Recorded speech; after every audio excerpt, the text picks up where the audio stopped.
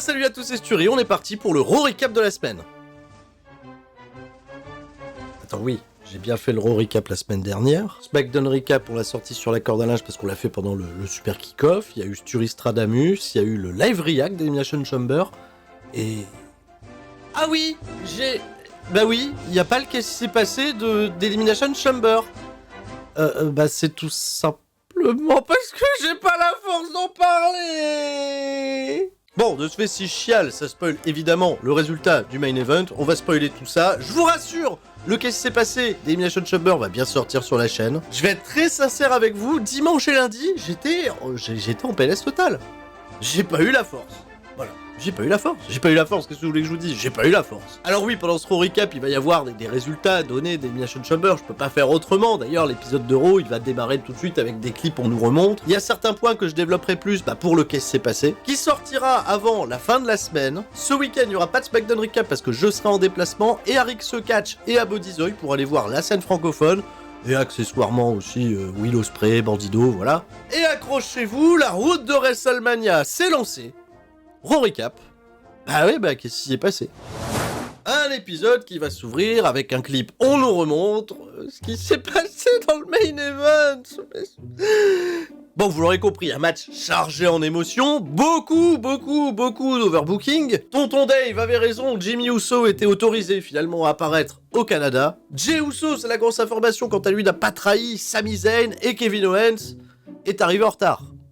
Ah oui, il est arrivé après le match, donc qu'est-ce que vous voulez Ça a suscité plein de questions, plein d'interrogations de la part des fans. Sami Zayn, qui avait le match gagné, s'est finalement incliné contre Roman Reigns. Et si on nous remonte tout ça, c'est pas pour rien, parce que hop, c'est parti. Qui ouvre Monday Night Raw? C'est Sami Zayn. Cet épisode qui s'est tenu dans la nuit, du lundi 20 au mardi 21 février 2023, depuis la ville d'Ottawa, dans l'Ontario, au Canada. Accueil totalement fou pour Sami Zayn, malgré la défaite. Le soutien reste très fort, la justice est là, donc le soutien est très fort. Beaucoup d'émotions, et Sami Zayn qui finalement, en prenant le micro, nous révélera qu'il se sent coupable. Coupable de ne pas avoir mené à bien sa mission et de ne pas avoir terminé l'histoire comme il le souhaitait. Mais c'est pas grave, Sami, les gens t'aiment quand même, mais Sami, il insiste, il fait maintenant, j'ai une mission, mettre fin à la Bloodline de Roman Reigns, et pour ça, je vais pas pouvoir y arriver seul, j'ai besoin, là, tout de suite, de parler à quelqu'un. Kevin Owens. Qui était venu aider Sami Zayn à la fin du show, mais après le match. Ah ouais, ils ont pas fait le câlin, Kevin Owens il est venu aider, mais est-ce qu'il pardonne pas? On va le savoir. Kevin Owens il arrive au ring, Sami Zayn il lui explique tout, déjà il lui dit merci, il lui dit à quel point il est infiniment désolé, mais leur duo il a connu tellement de trahison et de pardon qu'ils pensent qu'ils vont être capables de surmonter ça, et Sami Zayn propose donc à Kevin Owens de s'unir à lui pour aller taper la Bloodline. Et Kevin Owens il répond non. Kevin Owens, il est resté sur les mots qu'il avait prononcés en novembre dernier, après les Wargames. Il dit « Je veux plus rien avoir avec toi. Si je suis venu à la fin d'Elimination Chamber, c'était uniquement pour éviter que tu te fasses humilier devant ta famille, devant tes enfants, devant tout le pays. Je vais faire ce que j'ai fait, moi, depuis des mois, c'est-à-dire combattre la Bloodline, seul. Kevin, pas été tout seul. Et le kebabier? Et Sheamus? Et les copains de Sheamus? Bon ok, ils sont partis faire autre chose. Donc Kevin. Et non, Kevin il a dit non, il a dit si tu veux avoir de l'aide pour aller combattre la Bloodline, t'as qu'à demander à ton bon ami Jey Uso. Et il est parti, voilà. Et c'est chouette. C'est tellement chouette. Ça j'en parlerai dans le qu'est-ce qui s'est passé, mais le fait que Jey Uso n'ait pas trahi Sami Zayn. Mais il s'est passé quand même un petit truc qui va être intéressant pour les semaines à venir. Ça promet quelque chose de très excitant pour cette route de WrestleMania. Avant de partir à la pub, les commentateurs nous rappellent que ce soir, dans le main event, Edge fait son retour à Raw. Il a fait son retour aussi à Elimination Chamber. Et quand il fait son retour, il fait pas de détour. Il répond favorablement à l'Open Challenge de Austin Theory pour le championnat des États-Unis. Donc vous avez compris, Austin Theory, il est resté champion. On nous a présenté une partie du programme de la soirée. Mais pendant ce temps-là, Sami Zayn qui remontait la rampe, il s'est fait attaquer par Baron Corbin. Eh ben oui. Bah oui, mais je comprends, lui, il en a marre d'être considéré comme nul, et Baron Corbin, il vit pas bien. Le fait que Sami Zayn, il ait interrompu son interview de la semaine dernière, alors voilà, c'est tout pour Sami, ouais. Évidemment qu'il allait pas battre Roman Reigns, puisque moi, je suis le dernier à l'avoir battu il y a 4 ans. Il y a le service de sécurité qui est arrivé, Adam Pearce, à un moment où il entendait Baron Corbin parler, il a dit « Écoute, tu sais quoi, il est nul.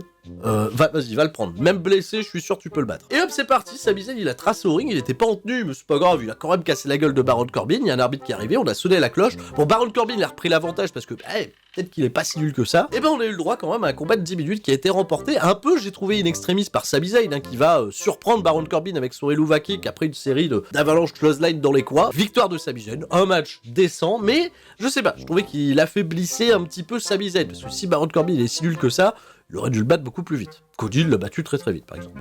Après ça, on a une sit-down interview avec Byron Saxton Investigation qui reçoit Rhea Ripley et Dominique. Rhea Ripley ne souhaite pas faire de déclaration quant à la défaite de l'avant-veille contre Beth Phoenix et Edge. Voilà, comme ça vous avez le résultat. Elle est désormais focus sur Charlotte Flair, elle la confronte ce vendredi à SmackDown. Byron Saxton, il n'aura pas vraiment de réponse à ces questions parce que Rhea Ripley elle a dit vous verrez ce qui se passera vendredi à SmackDown. Donc regardez SmackDown, voilà, qu'est-ce que tu veux que je te dise. Il y avait les petits moments où Dominique Mysterio il intervenait à la place de Rhea Ripley pour répondre à Byron qui était un peu rigolo. Mais c'est tout, on n'en saura pas plus, donc vous aussi regardez SmackDown vendredi. Allez.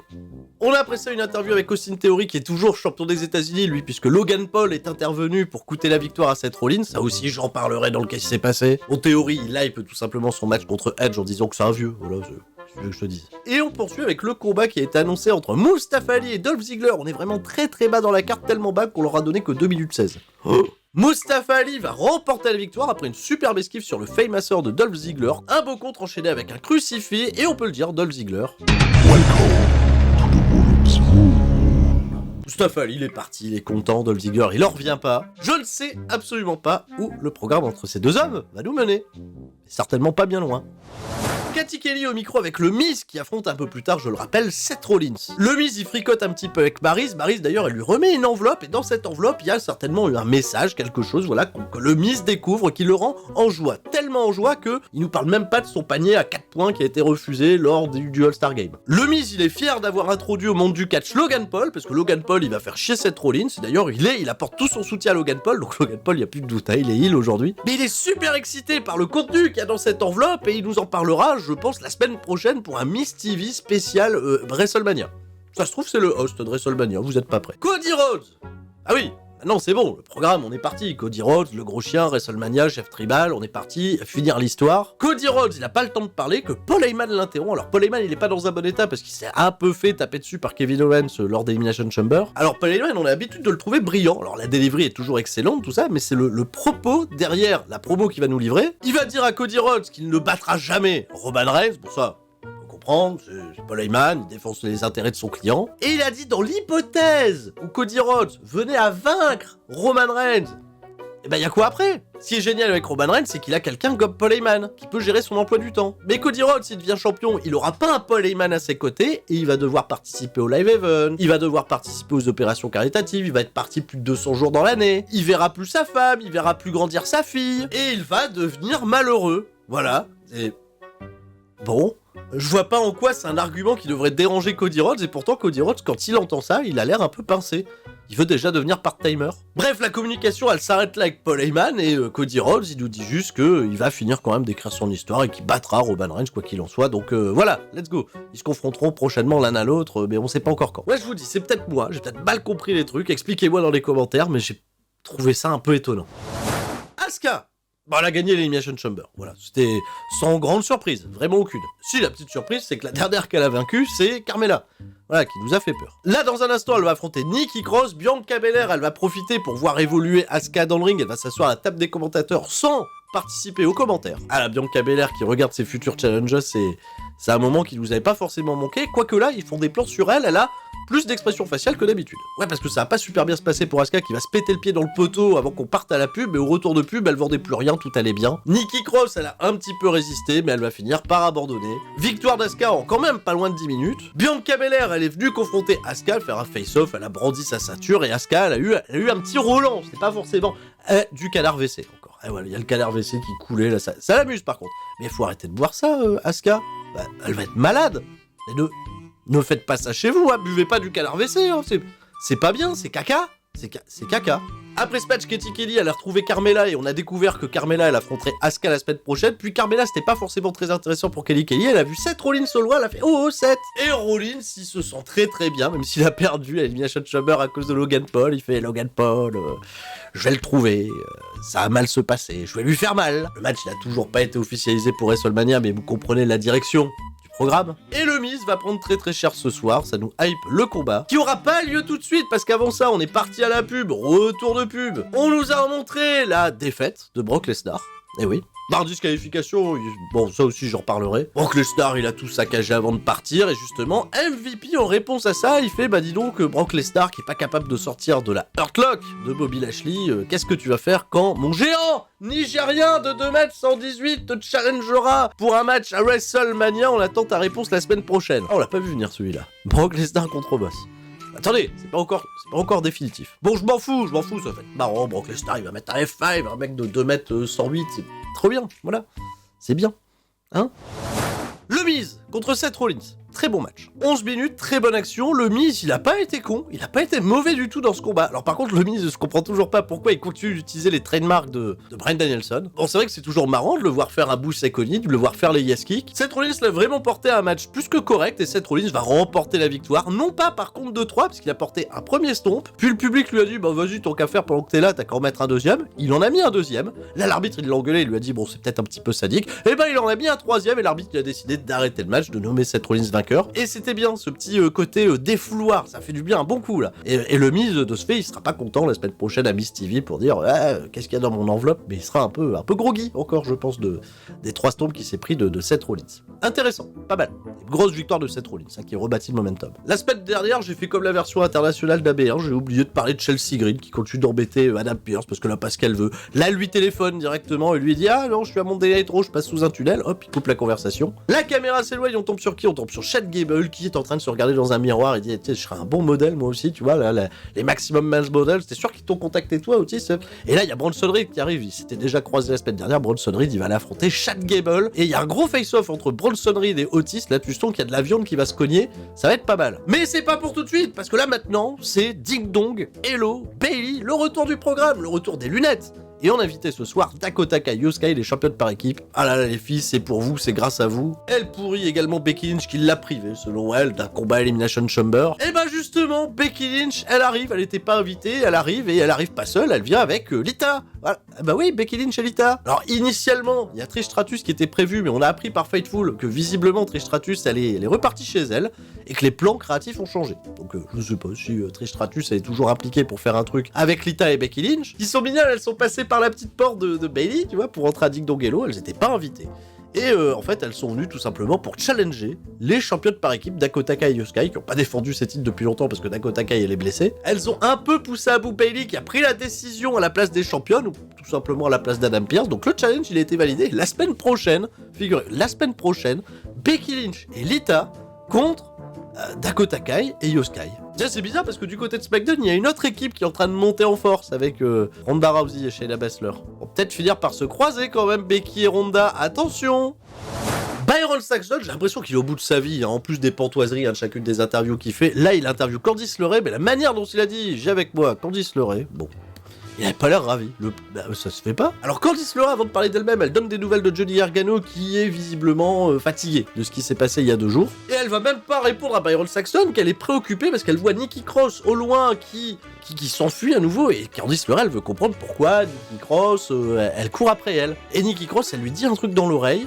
Et Byron Saxton, de ce fait, il arrive un peu tard parce que Nikki Cross, elle s'est barrée, il demande ce qui se passe. Ça a totalement perturbé Candice LeRae et elle dit je vous en parlerai plus tard. Voilà. Byron Saxton, il reste pantois. Bien sûr, mais oui. Chad Gable contre Bronson Reed. Ah là là, le match sans coupure pub, 3 minutes 16, mais de la bonne action. Bah oui, c'était très bien. Chad Gable, il est excellent. Bronson Reed, ça combine bien. Bon, les gens restent un peu hermétiques. Et puis, on a surtout été très concentrés sur ce qui s'est passé à l'extérieur du ring où Otis a pas été là pour son pote puisqu'il s'est laissé distraire par Maxine Dupri.